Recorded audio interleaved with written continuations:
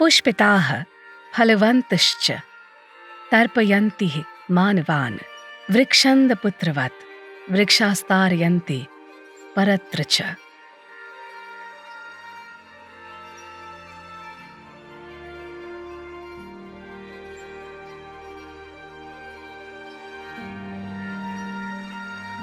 भोपाल शहर से 45 किलोमीटर दूर, जहां कभी दूर दूर तक पेड़ पौधों का नामो निशान नहीं था, जहां कुछ भी उगा पाना आसान नहीं था, आज वही बंजर जमीन एक कृषि वन है जो तरह तरह के वृक्षों, औषधीय पौधों, पक्षियों और जीव जंतुओं की प्रजातियों से भरा हुआ है। दशकूप समावापि दशवापि समो हृदयः, दशहृदय समो पुत्रो दशपुत्र समो द्रुमः। तो सबसे पहला ये सवाल था कि ज़मीन कहाँ मिलेगी। हम घूमे कश्मीर से कन्याकुमारी, आखिरकार हम ढूंढते हुए मध्य प्रदेश राज्य में पहुँचे। यहाँ की सरकार से हमने जब बातचीत की तो उन्होंने हमारे को सारी चीज़ें समझाई। तो फिर हमने इस राज्य में भोपाल के नज़दीक इस ज़मीन पे आए। पर शुरुआत में जैसा सोचा था वैसा हुआ नहीं। उस ज़मीन के 400 एकड़ के एरिया में कुछ भी नहीं था। साथ ही साथ जब वहां काम शुरू हुआ तो चुनौतियां एक एक करके सामने आना शुरू हुई। जमीन पत्थरों से भरी हुई थी, पर हमारी टीम ने 1 साल की लगातार कोशिशों के बाद उन पत्थरों को तोड़ने का एक ऑर्गेनिक तरीका निकाला।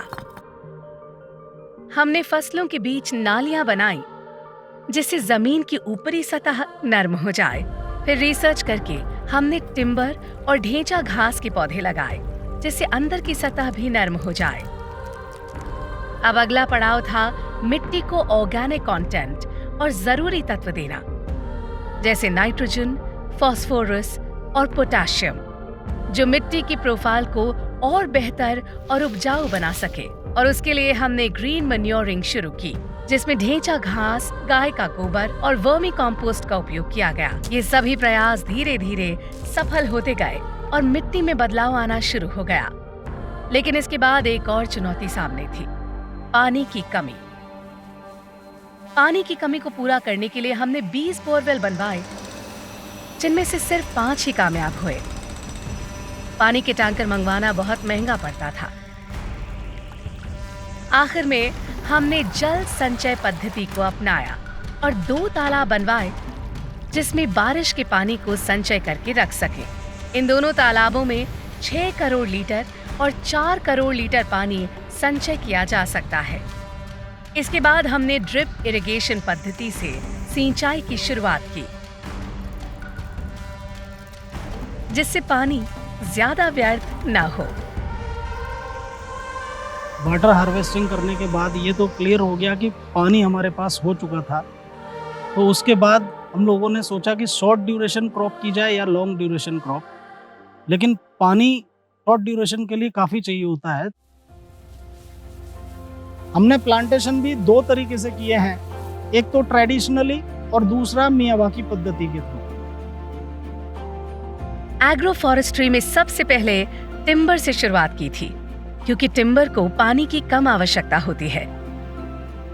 फिर हमने जमीन को अलग अलग भागों में बांटा, जिसमें 9 तरह के टिम्बर के पौधे, 3 तरह के बागवानी वाले पौधे, आंवला, संतरा और नींबू, जो थोड़े समय में अच्छे परिणाम देते हैं।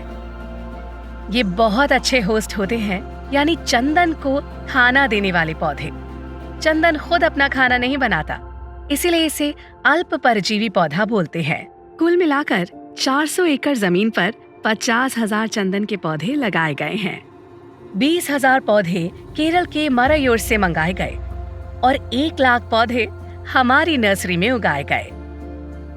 पौधों की देखभाल करने के लिए प्रूनिंग, पेस्टिंग और अतुल्य अस्त्र ऑर्गेनिक पेस्टिसाइड्स, ये सब करने का एक समय निर्धारित किया जाता है, जिससे पौधों की अच्छी सेहत और बढ़त का पता चलता रहे।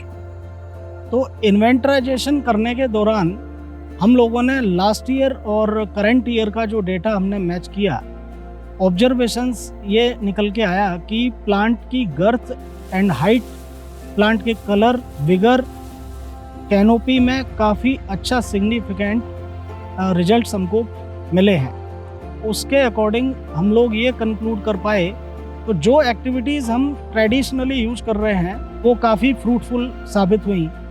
तो इसी को हम आगे कैरी फॉरवर्ड करते जा रहे हैं। यहाँ कृषि वन के साथ साथ एग्रो टूरिज्म और स्किल डेवलपमेंट भी शुरू किया गया है, जिसमें एग्रो टूरिज्म में यहाँ आने वाले पर्यटकों को ध्यान में रखकर तरह तरह की चीजें बनाई गई हैं, जैसे नवग्रह, पंचवटी, त्रिवेणी, घुड़सवारी और नाव की सैर। CSR में आसपास के गांव के किसानों, बच्चों और बूढ़ों के लिए खास कार्यक्रम किए जाते हैं, जैसे बच्चों के स्कूल में बच्चों से पेड़ लगवाना, किसानों को खेती के नए तरीके सिखाना, बड़े बूढ़ों के लिए हेल्थ चेकअप और आई टेस्टिंग करवाई जाती है।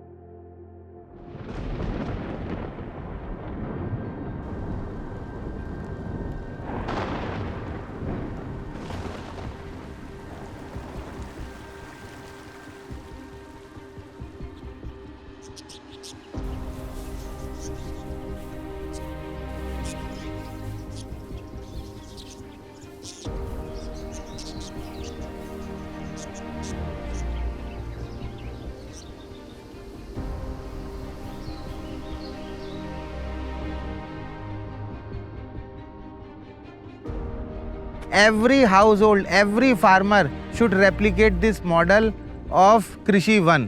तो हम ये चाहते हैं कि एटलीस्ट ये 50,000 एकड़ के अंदर इस राज्य के अंदर फैले और धीरे धीरे विकसित होकर सभी राज्यों में ये फैले। और जो आज हमारे को ये जो चुनौतियां आ रही हैं पर्यावरण से संबंधित, ये सारी चुनौतियों का एक ही उत्तर है, वन लगाना। प्यार होगा है पौधों से।